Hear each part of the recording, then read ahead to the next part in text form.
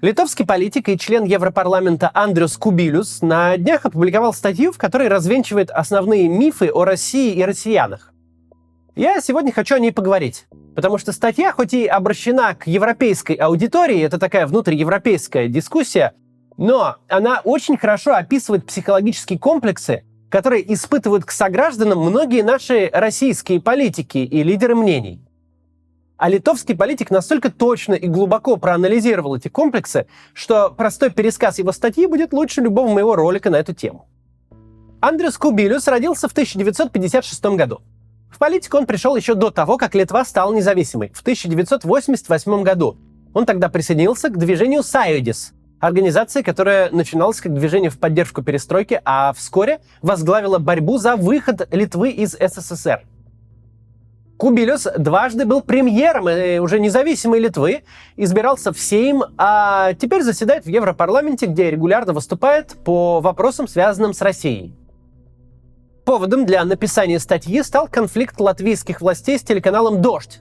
Сам Кубилюс считает отзыв лицензии ошибкой, но речь в его тексте идет не об этой истории, а в целом о том, как его соотечественники воспринимают россиян. Политик считает, что литовцы испытывают в отношении России что-то вроде психологических комплексов. Статья написана прежде всего, опять же, для внутренней литовской и европейской аудитории. Но многие из описанных мифов и комплексов, о которых говорит Кубилюс, свойственны российской оппозиции. Поэтому, думаю, полезно будет нам посмотреть на себя со стороны.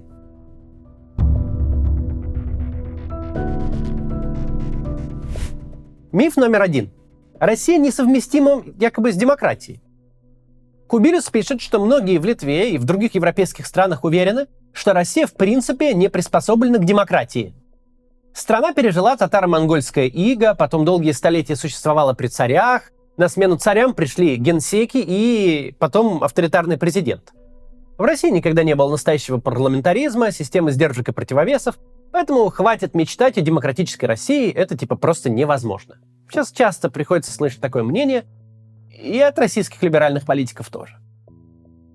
Но именно этот образ обезьяны с гранатой, с которой хочешь не хочешь, но надо как-то договариваться, старательно создавал сам Путин. И, кстати говоря, не только для внешнего, но и для внутреннего потребления. Вспомните все эти разговоры про суверенную демократию, про особый путь России, про наши духовные скрепы и прочие изобретения российской пропаганды.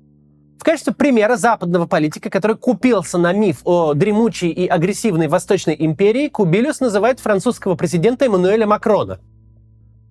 Мол, Путин дикарь, россияне дикари, они никогда не станут другими, и у них есть страшная ядерная бомба, поэтому надо как-то приспосабливаться. Например, не поддерживать Украину, геополитически ею пожертвовать, чтобы не злить и не провоцировать неуправляемого безумца. Кубилюс развенчивает исторический детерминизм и приводит в пример два государства, у которых тоже не было исторического опыта демократии. Но это обстоятельство не помешало им пойти по демократическому пути в конце 20 века. Одна из этих стран — это Монголия, которая сейчас, в общем-то, довольно развитая демократия. Другая — Тайвань, страна, населенная китайцами. Тайвань, успешно развивает демократические институты, хотя, по мнению сторонников исторического детерминизма, китайцы и их философия конфуцианства несовместимы с демократией.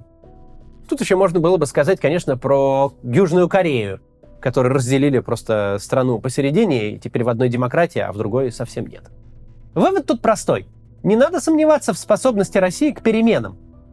Те, кто верит, что она никогда не станет демократией, играют на руку Путину.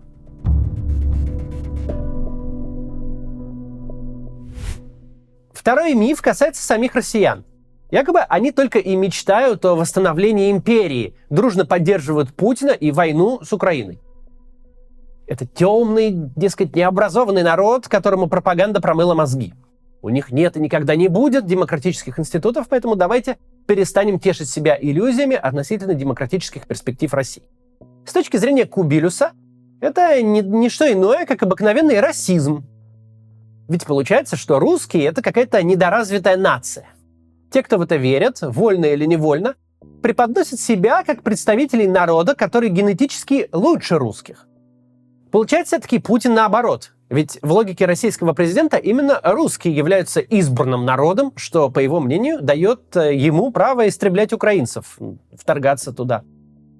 Обе точки зрения, если вовремя не остановиться, по мнению литовского политика, ведут к тому, что мы знаем по событиям 40-х годов прошлого века в Европе. Кубилюс вспоминает времена перестройки, когда россияне выходили на улицу не только за демократию в России, но и в поддержку независимости Литвы. «Я не верю, — пишет он, — что такие гены можно потерять из-за алкоголя. Возможно, эти гены замазаны кистью диктатуры и гонений, но они никуда не исчезли. И когда появляется возможность, они вырываются наружу с огромной силой. Так, как это произошло летом 2020 года в Беларуси. Вот что пугает Путина. Именно поэтому он начал войну, чтобы пример белорусской революции и успеха Украины не заразил простых россиян.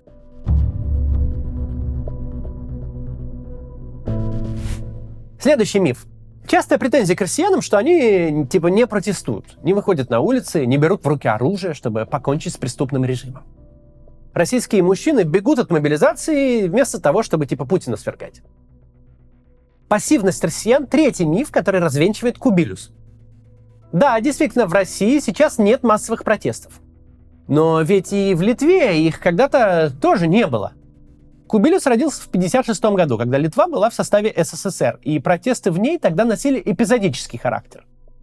Да, были лесные братья, сражавшиеся за независимость после Второй мировой войны. Были диссиденты, которых сажали в тюрьмы. Был Ромас Каланта, устроивший в 1972 году акт самосожжения в знак протеста против советского режима, и его похороны вылились в массовую демонстрацию. Во времена Брежнева, напоминает Кубилюс, литовцы не протестовали против призыва в советскую армию, даже после того, как СССР оккупировал Чехословакию и вторгся в Афганистан. Более того, по его словам, в стране есть ветераны-афганцы, которые до сих пор гордятся своим опытом. Широкое протестное движение в Литве началось лишь с приходом Горбачева, когда стало ясно, что участие в политике больше не грозит тюрьмой или психушкой. А вот в современной России протесты – дело крайне рискованное. В России сейчас сажают на 8 лет за пост в Фейсбуке и травят новичком. Поэтому политик призывает соотечественников не учить россиян со своих удобных европейских диванов, прям так и пишет, как правильно бороться с диктаторским режимом.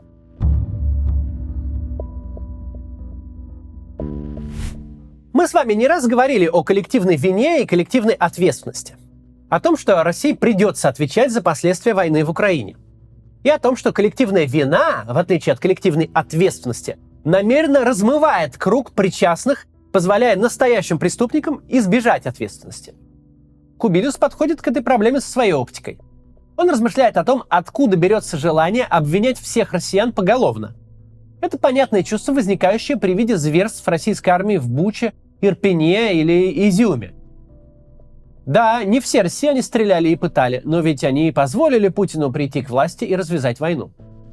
Однако, если рассуждать о вине, то часть ее, по мнению политика, лежит не на западных странах, которые многие годы шли на уступки и пытались наладить диалог с Путиным, несмотря на войну в Грузии в 2008 и даже на аннексию и оккупацию Крыма в 2014. Запад позволил посадить себя на нефтегазовую иглу и воздерживался от поддержки Украины, чтобы лишний раз не провоцировать Путина. Литовцы были среди тех, кто давно предупреждал Запад об опасности, которая исходит от путинской России. Тем не менее, по мнению Кубилюса, Литва является частью коллективного Запада и вместе с ним имеет дело с последствиями ошибочных решений. Вот что он пишет дальше. Конечно, было бы ошибкой оправдывать преступления Путина исключительно безразличием и умиротворением Запада, но было бы также ошибкой делать всех россиян равными субъектами коллективной вины. Кубилюс высказывается на эту тему уже не в первый раз. Он, например, был соавтором статьи «Коллективная вина. Дилемма наказания российской оппозиции», в котором будущее после путинская Россия сравнивается с послевоенной Германией. Сразу после окончания Второй мировой господствовало мнение, что все немцы должны разделить вину за действия нацистского режима. Но вскоре оказалось, что такой подход ставит под угрозу построение демократической Германии. Коллективная вина была заменена избирательным подходом. Немцы, оказавшие явное сопротивление нацистам, были интегрированы в процесс возрождения Германии. Кубилюс считает, что также надо действовать и в отношении россиян. Не грести всех под одну гребенку, а искать среди них союзников, тех, кто после победы над Путиным будет строить новую демократическую Россию.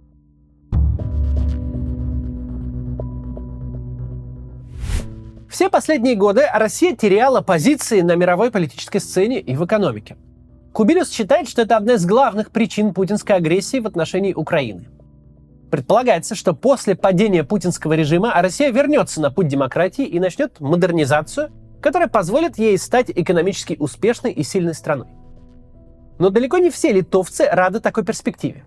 Им кажется, что окрепшая Россия может снова стать источником угрозы для соседей. Тут Кубилюс вспоминает недавнюю историю. Летом 2020 года многие его соотечественники считали, что Литва не должна поддерживать белорусскую оппозицию и Светлану Тихановскую, потому что Лукашенко является единственным гарантом белорусского суверенитета. Или вот Иварс Аболинч, тот самый глава Национального совета по электронным СМИ Латвии. Совет этот лишил лицензии телеканал «Дождь». В 2014 году он выступал против событий на Майдане, против изменений там власти, поскольку считал, что интеграция Украины в Европейский Союз будет опасной, ведь тогда многие русскоязычные окажутся в Европе.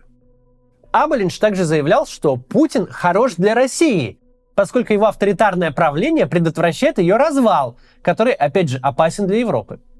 Когда после решения о закрытии «Дождя» ему об этом всем напомнили, он сказал, что был тогда неправ и извинился.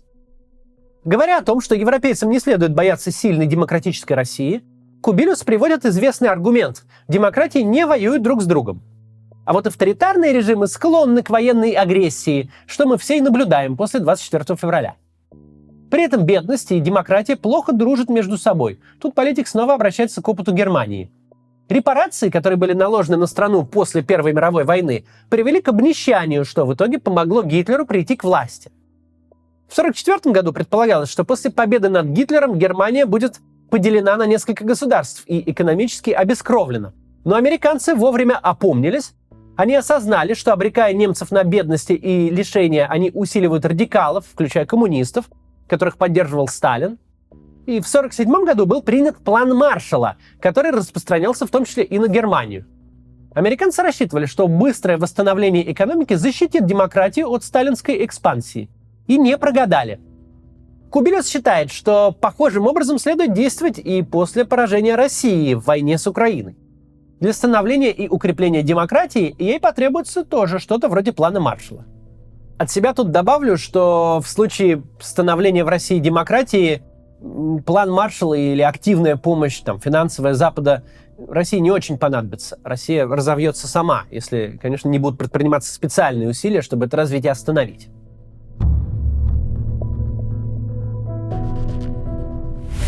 Некоторые литовцы, как пишет Кубилюс, считают, что надо просто поставить вокруг России высокий забор, вооружиться 5-й статьей Устава НАТО и щитом противоракетной обороны.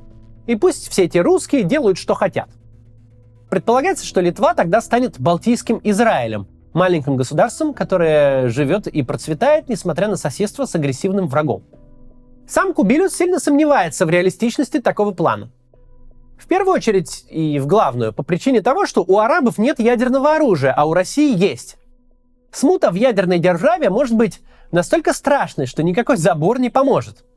К тому же почти неминуемо из охваченной нестабильностью России во все стороны поползут банды мародеров, террористов из группы Вагнера, а путь в Европу традиционно лежит через Литву. Политик считает, что нестабильность в России опасна для ее соседей и отмечает, что сейчас Путин пытается играть на страхах европейцев, намекая, что в случае поражения в войне с Украиной Россия неминуемо погрузится в хаос. Как пишет литовский политик, такие западные страхи – самый желанный и заветный союзник Путина. Российский президент рассчитывает договориться о мире на своих условиях и убедить Запад в том, что не нужно поддерживать Украину, потому что ее победа приведет к нестабильности в России.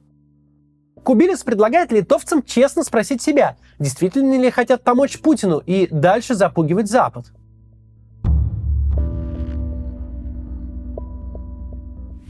В заключительной части своей статьи Кубилюс напоминает, что Литва и другие страны Балтии многие годы убеждали Запад, что путинская Россия представляет опасность.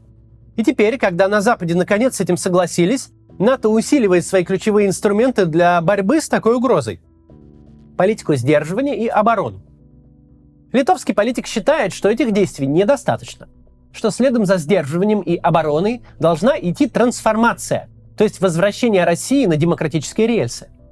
Такая трансформация, если коротко, должна включать депутинизацию страны, создание процветающей Украины, успех которой стал бы для россиян поводом требовать перемен у себя в стране, и, наконец, сотрудничество с российской оппозицией в построении демократических институтов. Это, как считает Кубилюс, нужно не только России, но и самой Европе. Ко всему сказанному хочу вот что добавить. Кубилюс, как я уже говорил, написал этот текст для своей литовской аудитории, как часть дискуссии о настоящем и будущем отношении с Россией.